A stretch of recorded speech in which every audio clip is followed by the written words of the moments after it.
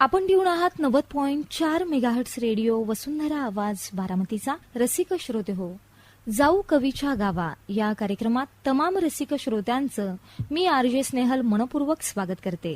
श्रोते हो, आपल्याला तर माहितीच आहे, या कार्यक्रमाच्या माध्यमातून आपण नेहमीच वेगवेगळ्या कवींशी संवाद साधत असतो, त्यांच्याशी बातचीत करत असतो, त्यांच्या कविता जाणून घेण्याचा प्रयत्न आपण करत असतो. आज असेच एक कवी आपल्या स्टुडिओमध्ये उपस्थित आहेत, ज्यांचं नाव आहे प्राध्यापक कवी विनायक लष्कर. श्रोते हो, सर आज आपल्या स्टुडिओमध्ये उपस्थित झालेले आहेत. सुरुवातीला सर, या कार्यक्रमात आपण सहभागी झालात त्याबद्दल वसुंधरा वाहिनीच्या तमाम रसिक श्रोत्यांकडून आपले मनपूर्वक स्वागत. नमस्कार. धन्यवाद. सर्वांना नमस्कार. श्रोते हो, सरांचा परिचय मी सुरुवातीला आपणास करून देते. प्राध्यापक विनायक लष्कर हे अनेकांत एज्युकेशन सोसायटीचे तुळजाराम चतुरचंद कला विज्ञान आणि वाणिज्य महाविद्यालय बारामती येथे समाजशास्त्र विभागाचे प्रमुख आहेत. तसेच सावित्रीबाई फुले पुणे विद्यापीठात विमुक्त आणि भटक्या जमातींच्या स्वतंत्र अभ्यास केंद्राच्या स्थापनेवरील तज्ज्ञ समिती सदस्य म्हणून देखील कार्यरत आहेत. इकोनेट पुणे, यशोदा पुणे आणि टाटा समाज विज्ञान संस्था मुंबई या संस्थांनी भटक्या विमुक्त जाती जमाती संदर्भात केलेल्या संशोधन प्रकल्पामध्ये सल्लागार म्हणून त्यांनी काम केलेलं आहे. भारत सरकारच्या सामाजिक न्याय आणि सक्षमीकरण मंत्रालयाच्या विमुक्त, भटक्या आणि अर्धभटक्या जमातींसाठीच्या राष्ट्रीय आयोगाचे तज्ज्ञ समिती सदस्य म्हणून त्यांनी काम केलेले आहे. रसिक हो, भटक्या विमुक्त जाती जमाती अभ्यास केंद्र सावित्रीबाई फुले पुणे विद्यापीठ पुणे यांच्या अभ्यास मंडळावर देखील सरांनी काम केलेलं आहे. तसेच तुळजाराम चतुरचंद महाविद्यालयातील समाजशास्त्र विभागाच्या अभ्यास मंडळाचे प्रमुख आणि महाविद्यालयाच्या विद्या परिषदेवर देखील ते सदस्य म्हणून काम करत आहेत. वडार समाज समाजशास्त्रीय अभ्यास या त्यांच्या पुस्तकास दीनमित्रकार मुकुंदराव पाटील स्मारक समितीमार्फत दिला जाणारा 2015चा साहित्य पुरस्कार देखील मिळालेला आहे. श्रोते हो, सावित्रीबाई फुले पुणे विद्यापीठाच्या वतीने दिल्या जाणाऱ्या राष्ट्रीय पातळीवरील युवा गौरव पुरस्कार 2022 ने त्यांना सन्मानित करण्यात आलेला आहे. तर असं हे आगळं वेगळं आणि बहुआयामी व्यक्तिमत्व आज आपल्या स्टुडिओमध्ये उपस्थित आहे. सर, पुनश्च आपलं मनपूर्वक स्वागत. नमस्कार. धन्यवाद. नमस्कार. रसिक हो, तर आज आपण भेटतोय विमुक्ती कोलाहल या कविता संग्रहाच्या कवींना.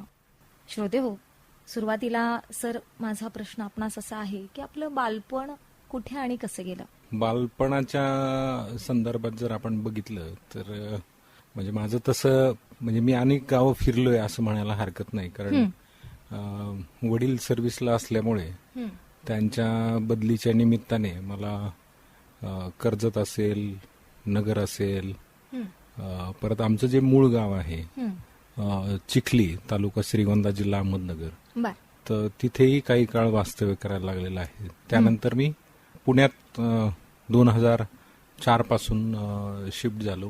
तर ते म्हणजे 2015 पर्यंत म्हणजे बारामतीत इस्तोपर्यंत पुण्यातच राहिलेलो आहे बराच काळ. अच्छा, म्हणजे शैक्षणिक जडणघडण? हो, पूर्णतः शैक्षणिक जडणघडण म्हणजे ग्रॅज्युएशन पर्यंत नगरमध्ये होतो. पोस्ट ग्रॅज्युएशनला सावित्रीबाई फुले पुणे विद्यापीठामध्ये आलो आणि मग बाकीचं सगळं शिक्षण तिथेच पुणे विद्यापीठामध्येच झालेलं आहे.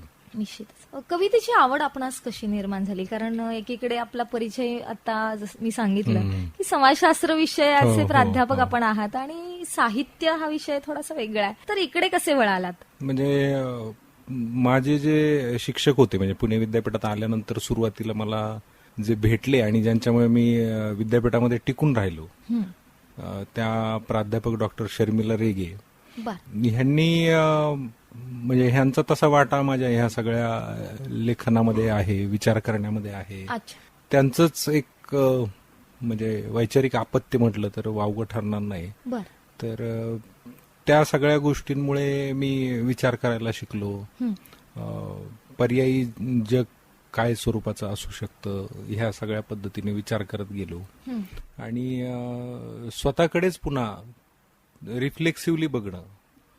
तर हा प्रवास माझा तिथून सुरू झाला आणि एकूणच सगळ्या जगण्याबद्दल मी पुन्हा एकदा नव्याने विचार करायला लागलो आणि त्याविषयी थोडं थोडं लिहित होतो. म्हणजे संशोधन पेपर असेल किंवा इतर ठिकाणी कुठे वृत्तपत्रीय लिखाण असेल तर या अनुषंगाने करत होतो. पण नंतर नंतर मला कविता भेटली. म्हणजे सुरुवातीपासून कविता म्हणजे सौमित्रंच्या गारवा वगैरे महाविद्यालयीन जीवनामध्ये त्या ऐकलेल्या होत्या. पण त्यावेळी त्याचं म्हणजे फारसं काही असं वाटलं नाही. अच्छा. पण नंतर नंतर आपला जो विचार आहे, आपलं जे अनुभव आहे, तर ते अधिक चांगल्या पद्धतीने कसं मांडता येऊ शकतं हे मला कवितेतनं जास्त जवळचं वाटायला लागलं. कारण मी आमचे जे मित्र आहेत म्हणजे नारायणपुरी असतील, डॉक्टर विनायक पवार असतील, अरुण पवार असतील, भरत दौंडकर असतील, नागराज मंजुळे असतील, पुन्हा नामदेव ढासाळ असतील, दुष्यंत कुमार आहेत, या सगळ्यांच्या कवितांचं वाचन करायला लागलो आणि मला त्याच्यातनं एक सामाजिक आशय अधिक प्रकर्षाने जाणवायला लागला. आणि ती भाषा जी आहे कवितेची ती अतिशय थेटपणे मला भिडायला लागली. आणि मला असं वाटलं की आपणही जो विचार करतो आहोत आपल्या जगण्याविषयीचा आणि आपल्या भोवतालाचा, तर तो देखील आपण या कवितेच्या माध्यमातून अधिक चांगल्या पद्धतीने व्यक्त करू शकतो. आणि तेव्हापासून मी कवितेचा फॉर्म लिखाणासाठी वापरायला सुरुवात केली आणि त्यातून जेवढं होता होईल तेवढं अभिव्यक्त होत गेलो. तर असा तो सगळा कविता सापडण्याचा प्रवास आहे.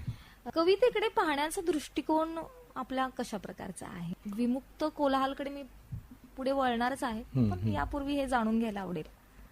कविता जी आहे ती आपण म्हणतो ना की अतिशय कमी शब्दात, म्हणजे मी म्हटलं तसं, आणि ती थेट भिडणारी अशी म्हणजे असल्यामुळे, त्याचा फॉर्म असल्यामुळे आपल्याला बऱ्यापैकी ती जास्त जवळची वाटते. आणि बाकीच्या लिखाणांमध्ये म्हणजे कथा असतील किंवा ललित लेखन, प्रवास वर्णन, हे सगळं जे काही आहे, किंवा संशोधन आहे, विशेषतः मी संशोधनाशी जास्त संबंधित आहे त्याच्यामुळे, पण ते जरा जास्त कोरडं वाटतं मला. आणि कविता जास्त जिवंत वाटते.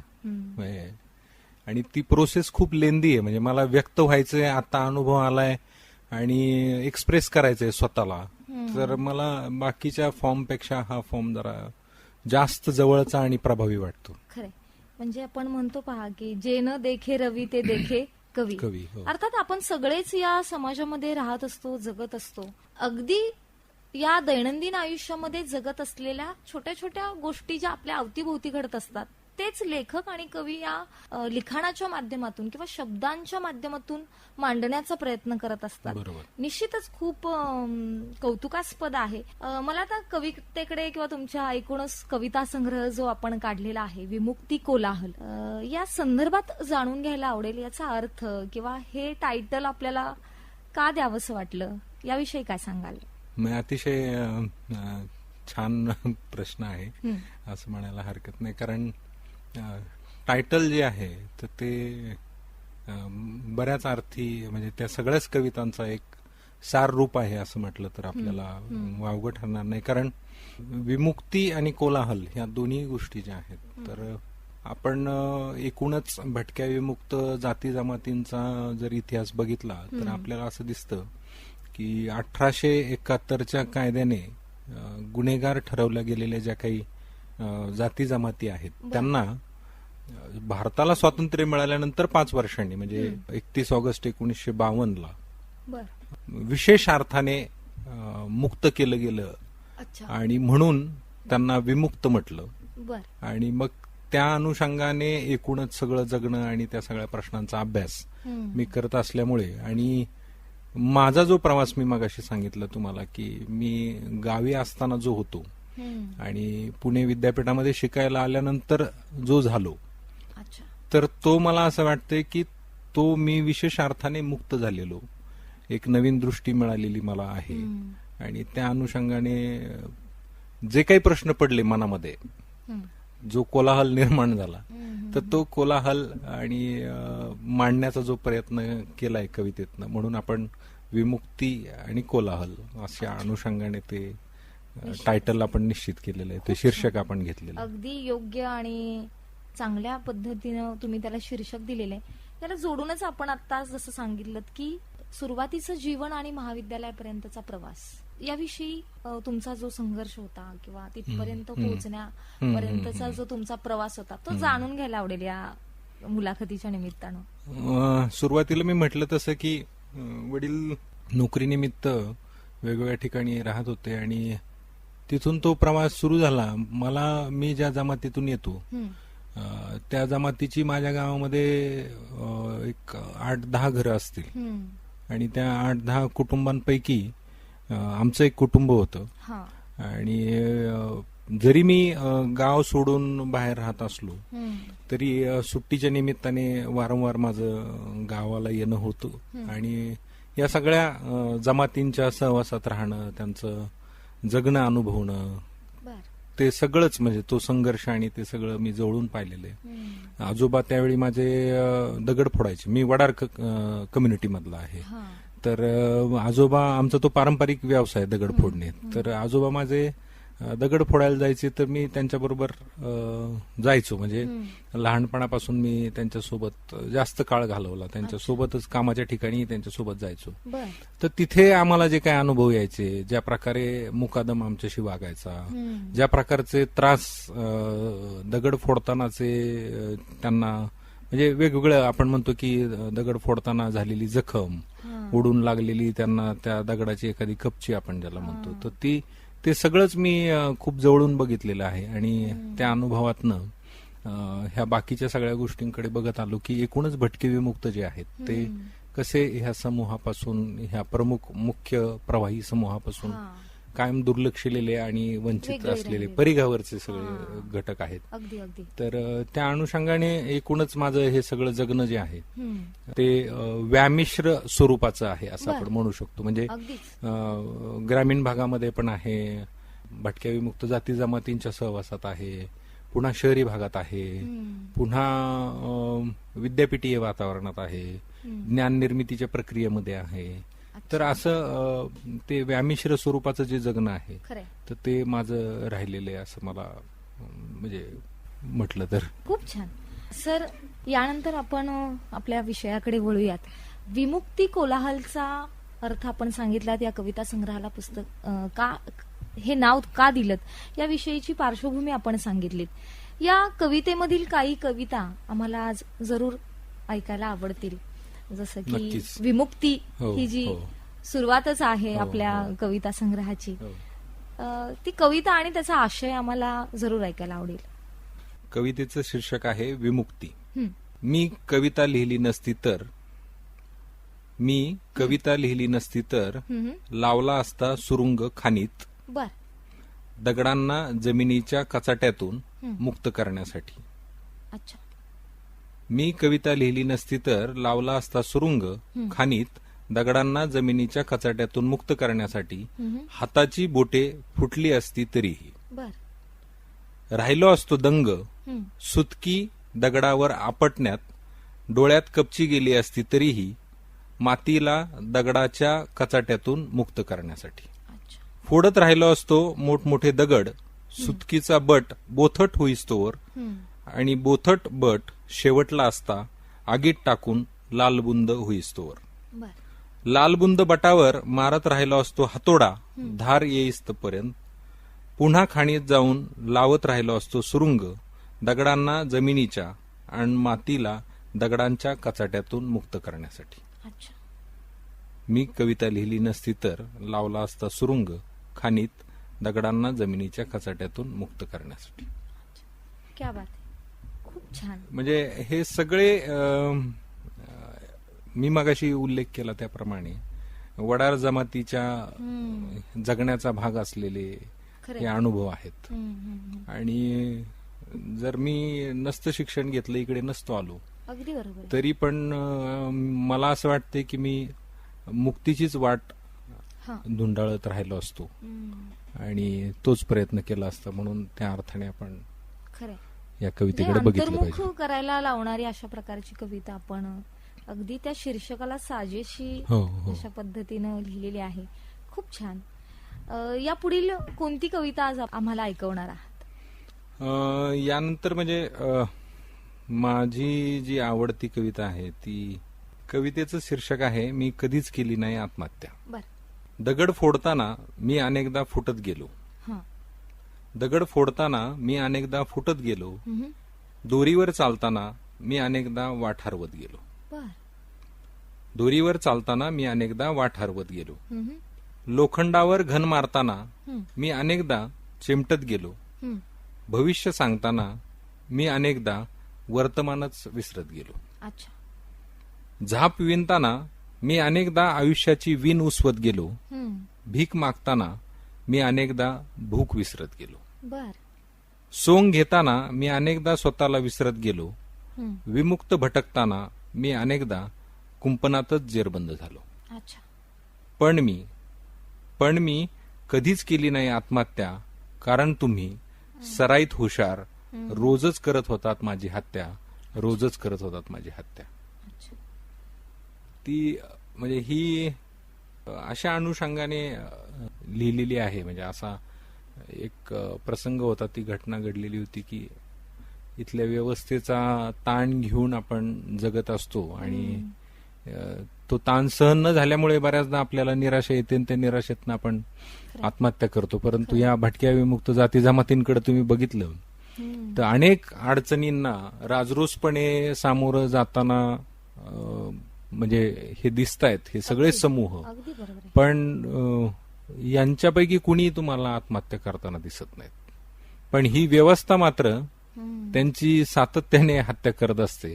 खरंय. तर त्या अनुषंगाने हे लिहिलेलं आहे. जगण्याचा संघर्ष जो आपण म्हणूयात, हो हो. या कवितेतून आपल्याला निश्चितच विचार करायला प्रवण करणारी अशा प्रकारची कविता आहे. यापुढील आपल्या कविता संग्रहातील पुढची कविता आम्हाला ऐकायला आवडेल, खाण नावाची. खाण नावाची ही पण जी कविता आहे हम्म. ती पण म्हणजे तशाच आशयाने अनुषंगाने ती लिहिलेली आहे आणि त्याला सामाजिक संदर्भ पण आहे. बर.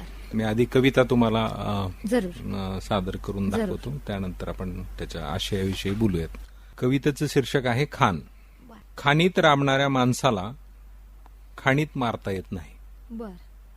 खाणीत राबणाऱ्या माणसाला खाणीत मारता येत नाही, म्हणून त्याला आणलं जातं बिल्डिंगमध्ये गुदमरून मारण्यासाठी. अच्छा. खाणीत राबणाऱ्या माणसाला खाणीत मारता येत नाही, म्हणून त्याला आणलं जातं हम्म. बिल्डिंगमध्ये गुदमरून मारण्यासाठी. हम्म. नाही, खाणीत तो मरूच शकत नाही. बर. नाही, खाणीत तो मरूच शकत नाही, कारण तो जगत राहतो प्रत्येक दगडावर घाव घालताना. आपल्या आयुष्यातील, आपल्या जगण्यातील दुःखाला तो फोडत राहतो. अच्छा. भावनेच्या सुरुंगाने हम्म. हाताची पहार करून काढत राहतो मातीच्या गर्भातून दगडाचे गोटे. हम्म. याच दगडाच्या गोट्यांना आकार देऊन तो बांधत राहतो माणसांचे थडगे, कायमस्वरूपी गुदमरण्यासाठी, कायमस्वरूपी गुदमरण्यासाठी. खूप छान. म्हणजे अत्यंत मोजक्या आणि कमी शब्दांमध्ये बराचसा आशय कवितेच्या माध्यमातून आपण लिहिलेला आहे. याविषयी काय सांगाल? म्हणजे बऱ्याचदा आपण म्हणतो ना की तुम्ही जिथे आहात हम्म. तिथे अनेकदा तुम्हाला दाबण्यासाठीचे प्रयत्न, तुम्हाला डावलण्यासाठीचे प्रयत्न होत असतात आणि तरी देखील तुम्ही त्याच्यातनं मार्ग काढत राहता. निश्चित. परंतु तुम्ही ज्यावेळी एखाद्या कम्फर्ट झोनमध्ये येता किंवा तथाकथित सुधारलेल्या प्रदेशामध्ये येता, तिथे मात्र अवास्तव गोष्टींचा तुम्हाला भाग व्हावं लागतं, इच्छा असताना किंवा नसताना देखील. आणि त्याच्यामध्ये तुमचं जे गुदमरणं आहे ते कुणीच समजून घेत नाही. तर त्या अनुषंगाने आपण म्हणतोय की म्हणजे तुम्ही म्हणजे म्हणून मी म्हणतोय की खाणीत तुम्ही त्याला मारू शकत नाही, म्हणून तुम्ही त्याला बिल्डिंगमध्ये आणताय. आणि बिल्डिंगमध्ये म्हणजे ते ह्याचं रूपक आहे की म्हणजे विकास किंवा सुधारणा झालेली आहे आणि आता तुम्ही इथे येताय म्हणजे आता तुमचं पूर्ण जीवन बदलून गेलंय. पण तिथं होत असलेली जी घुसमट आहे म्हणजे ते कुणीच समजून घेत नाही. अगदी. म्हणजे बऱ्याचदा असं होतं की मी माझं आयुष्य जगत असताना मी माझ्या जगण्याचे जे काय अर्थ लावतो, ज्या संदर्भाने मी माझं जगणं बघत असतो आणि मला ज्यावेळी इथली व्यवस्था त्याच्या अनुषंगाने बदलवण्याचा प्रयत्न करते, त्यावेळी माझी जी घुसमट होते तर ती घुसमट जी आहे तर ती मला जास्त म्हणजे आभासी विकासाचं दर्शन घडवणारी आहे असं मला वाटतं. तर त्या अनुषंगाने ती लिहिलेली आहे किंवा व्यक्त होते, अभिव्यक्त होते असं म्हटलं तर खरंय. वावगं ठरणार नाही. अगदी अगदी खूप छान पद्धतीनं आपण या कविता लिहिलेल्या आहेत. अगदीच प्रत्येक कविता जी आहे ती एका वेगळ्या उंचीवरती आपल्याला नेऊन ठेवते किंवा वेगळ्या पद्धतीने विचार करायला भाग पाडते. यानंतरच्या आणखी काही कविता आम्हाला ऐकायला आवडतील, जसे की आपली स्वतंत्र नावाची कविता आहे किंवा ही सिद्धांताच्या नावाखाली, ही देखील आपली एक कविता आम्हाला जरूर ऐकायला आवडेल. मी आधी कविता ऐकवतो तुम्हाला, जरूर. मग त्याच्यानंतर त्याच्या आशयाविषयी आणि नक्कीच. ह्याचा विषयी आपण बोलूयात. कवितेचं शीर्षक आहे सिद्धांताच्या नावाखाली. सिद्धांताच्या नावाखाली दाबले जातात बोलणाऱ्यांचे आवाज. बर. सिद्धांताच्या नावाखाली दाबले जातात बोलणाऱ्यांचे आवाज, ठरवले जातात शब्दच दगड. बर. सिद्धांताच्या नावाखाली दाबले जातात बोलणाऱ्यांचे आवाज, ठरवले जातात शब्दच दगड.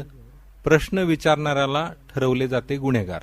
अच्छा. सिद्धांत ठरवले जातात पवित्र आणि अनुभवांना ठरवले जाते कच्चा माल.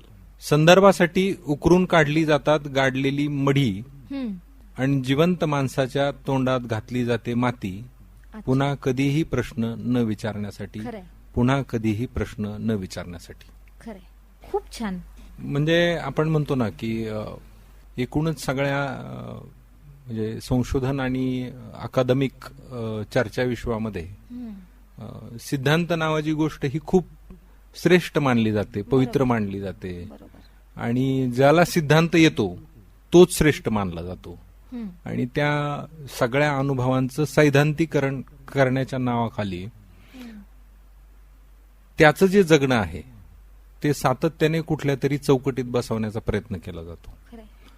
आणि त्याचे जे म्हणून स्वतःचे अनुभव आहेत किंवा त्यांनी जगण्याला दिलेला जो अर्थ आहे त्या अर्थाला क्षुल्लक ठरवलं जातं किंवा शून्य ठरवलं जातं. बर. आणि सातत्याने तुम्हाला म्हणजे ह्या सगळ्याच अकादमिक चर्चा विश्वांमध्ये एक प्रकारचं दडपण सातत्याने असलेलं दिसतं. तर ते या ठिकाणी या कवितेच्या माध्यमातून जे आहे ते अभिव्यक्त करण्याचा मी प्रयत्न केलेला आहे. खूप छान. यानंतर मला स्वतंत्र नावाची कविता देखील मला सादर करायला जास्त आवडेल. ती भटक्या विमुक्त जमातींचा जो स्वातंत्र्य दिन आहे, बर. म्हणजे 31 ऑगस्ट 1952 हा विमुक्त दिन म्हणून इतिहासामध्ये नोंद आहे. आणि त्याचीच एक जाण म्हणून किंवा त्या दिवसाचं औचित्य म्हणून या भटक्या विमुक्त जाती जमाती ज्या आहेत त्या दरवर्षी ऑगस्ट महिन्यामध्ये 31 तारखेला विमुक्त दिन साजरा करतात. आणि त्या दिवशी मला ही कविता म्हणजे जे माझ्या मनामध्ये प्रश्न होते तर ते कवितेच्या रूपाने मी या ठिकाणी मांडण्याचा प्रयत्न केलेला आहे. कवितेचं नाव आहे स्वतंत्र. ऐका हो ऐका, ऐका हो ऐका, आम्ही पण स्वतंत्र झालो बर का. बर. ऐका हो ऐका, आम्ही पण स्वतंत्र झालो बर का. सेटलमेंटच्या तारा तोडून 31 ऑगस्ट 1952 ला. बर. सेटलमेंटच्या तारा तोडून 31 ऑगस्ट 1952 ला. पण आजही भेदताच आली नाहीत इथल्या चिरेबंदी मनातली कुंपनं आम्हाला. आजही गाव तुटूनच पडतो आमच्यावर गोऱ्या ब्रिटिश अधिकाऱ्यासारखा. आजही गाव तुटूनच पडतो आमच्यावर गोऱ्या ब्रिटिश अधिकाऱ्यासारखा. पण आम्हाला कधी न्यायच मागता आला नाही गांधारीचं सोंग घेतलेल्या व्यवस्थेला. आम्हीही लढलो स्वातंत्र्य मिळवण्यासाठी. आम्हीही लढलो स्वातंत्र्य मिळवण्यासाठी. पण आम्ही कधीच सापडणार नाही स्वातंत्र्य सैनिकाच्या यादीत, सीबीआयनी शोधलं तरी. कारण आम्ही कधीच परागंदा झालोय पोलिसाच्या गाडीतून. राहायला घर नाही की सांगायला गाव. राहायला घर नाही की सांगायला गाव. पण इतिहास कोरावा तसा आमचा कायमचा पत्ता. आणि जातीचं कोरून ठेवलंय सुवर्णाक्षरात नाव. स्टेशनाच्या डायरीत आणि FIRच्या यादीत जन्माने गुन्हेगार न ठरवल्या गेलेल्या गुन्हेगारांचा कलंक कायमस्वरूपी पुसण्यासाठी. म्हणजे आपण म्हणतो की ज्या जमातींचं जगणं हे अन्नाच्या शोधासाठी आहे. म्हणजे मूलभूत गरजाच ज्यांच्या पूर्ण होत नाहीत बरोबर. आणि ते कुणाच्या तरी रानातलं आणि शेतातलं एखादं फळ घेतलं म्हणून जर जीव गमावणार असतील अच्छा, तर हे कसल्या प्रकारचं स्वातंत्र्य खरंय. आपल्याला मिळालंय. तर हा प्रश्न सातत्याने मनात येत राहतो. आजही समाजमानाची मानसिकता तीच आहे. या जमातीची कुठेही लोक आली तर त्यांना गुन्हेगार म्हणूनच बघितलं जातं. तर ती जी एक उलघाल आहे मनातली, बर, ती शोकांतिका जी आहे ती या कवितेतनं मांडण्याचा प्रयत्न केलेला आहे. निश्चितच खूप छान. म्हणजे ज्या कविता आपण या ठिकाणी सादर केल्यात, अर्थात कविता संग्रहातली प्रत्येक कविता अंतर्मुख करायला लावणारी आहे, भाग पाडणारी आहे. दैनंदिन जीवनातल्या मोजक्याच प्रतिमा असतील किंवा मोजके शब्द पण अर्थपूर्ण वापरातून कवितेमध्ये व्यक्त झालेले दिसतात. जसं की जगण्याचा जो काही संघर्ष आहे तो कवितेमधून जाणवतो आणि अत्यंत मोजक्या आणि नेमक्या शब्दांच्या माध्यमातून जीवनात आलेले अनुभव ते आपण कवितांच्या माध्यमातून रेखाटलेले दिसत आहेत, मांडलेले दिसत आहेत. छान बोलक्या अशा प्रकारच्या आज खरं तर आतापर्यंत खूप सारे कवितांचे कार्यक्रम मी घेतलेले आहेत, पण आज वेगळ्या आशयाची, वेगळ्या विषयावर असलेल्या कविता मलाही या निमित्तानं या कार्यक्रमाच्या माध्यमातून, तुमच्या माध्यमातून ऐकता आल्या आणि या कार्यक्रमाच्या माध्यमातून रसिकांपर्यंत पोहोचवता येत आहेत, याचाही मनस्वी आनंद आहे.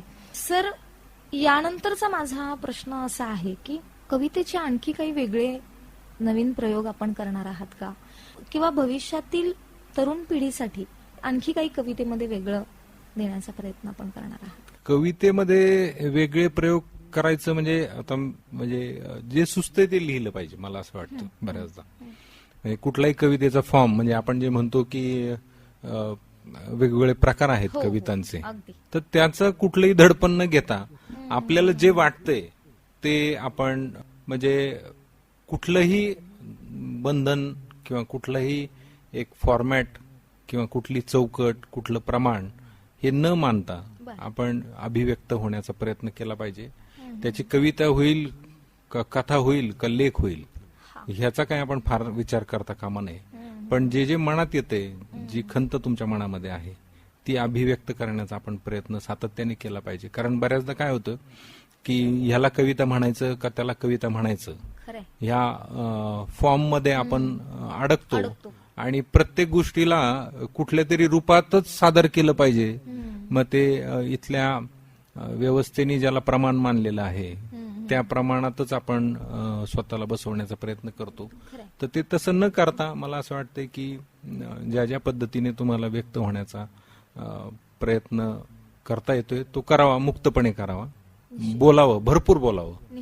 जे जे काही अनुभव आहेत तुमचे त्याच्याविषयी कुठल्याही फॉर्मचा विचार न करता मग त्याचं काय व्हायचं ते होऊ द्या. मग ते कविता, लेख, मग अशी म्हटलं मी त्या पद्धतीने काही होईल ते तशा पद्धतीने आपल्याला लोकांसमोर घेऊन जाता येईल. खरंय. या कार्यक्रमाच्या माध्यमातून आज श्रोत्यांना कोणता संदेश देऊ इच्छित आहे? श्रोत्यांना मी म्हणजे एवढंच म्हणेल की माणूस म्हणून आपण रोज समृद्ध होणं खूप गरजेचं आहे. आपल्या अवतीभोवती जे काही घडतंय तर त्या सगळ्याचा साकल्याने विचार करणं, अगदी रिफ्लेक्सिव्हली विचार करणं, म्हणजे आपण असं का वागतो ह्याचाही पुन्हा विचार करणं, आणि आपण माणूस म्हणून अधिक प्रगल्भ होणं हे खूप गरजेचं आहे. कारण इथे कुठल्याही प्रकारच्या तुमच्याकडे असणाऱ्या भौतिक संसाधनांची जी काही आपण म्हणतो की त्याला सत्ता निर्माण झालेली दिसते, तर ती न होता एक माणूस म्हणून आपण आजूबाजूच्या माणसांचा विचार करायला पाहिजे. आपला जीव तसा दुसऱ्याचा जीव ही जाणीव ठेवायला पाहिजे. ज्या ज्या ठिकाणी तुम्हाला या जाती जमाती आढळतील तर त्यांच्याकडे एक माणूस म्हणून संवेदनशीलपणे बघितलं पाहिजे. त्यांनाही जगण्याचा अधिकार आपण सगळ्यांनी मिळून द्यायला पाहिजे. त्यांच्या प्रश्नांविषयी संवेदनशीलपणे विचार करायला पाहिजे. आणि जिथे कुठे शक्य आहे आपल्याला, ज्या ज्या ठिकाणी आपण आहोत, मग ते कुठल्याही क्षेत्रात असो, तर तिथे ह्या लोकांना कशा पद्धतीने न्याय मिळवून देता येईल, यांचे प्रश्न कसे मांडता येतील, ते सोडवण्यासाठी काय प्रयत्न करता येतील, एवढं जरी आपण केलं तरी मला असं वाटतं की या कविता संग्रहाचं फलित झालं असं आपण म्हणू शकतो. निश्चितच सर, तुमचा हा संदेश श्रोत्यांपर्यंत कार्यक्रमाच्या माध्यमातून आम्ही जरूर पोहोचवू. आज या ठिकाणी आपण जाऊ कवीच्या गावा या कार्यक्रमामध्ये सहभागी झालात. छान अशा पद्धतीने आमच्याशी संवाद साधलात. आपल्या छान अशा कवितांची मेजवानी आपण आम्हाला दिलीत. त्याबद्दल वसुंधरा वाहिनीच्या संपूर्ण टीमकडून, रसिक श्रोत्यांकडून आपले मी मनपूर्वक आभार मानते आणि भविष्यातील आपल्या वाटचालीस खूप खूप शुभेच्छा देते. धन्यवाद. धन्यवाद. आपणही मला या ठिकाणी बोलवलं आणि वसुंधरा वाहिनीच्या श्रोत्यांनी मला ऐकून घेतलं. मी त्याबद्दल श्रोत्यांचे आणि वसुंधरा वाहिनीचेही आभार मानतो. धन्यवाद. धन्यवाद सर. श्रोते हो, हा कार्यक्रम आपण आज कसा वाटला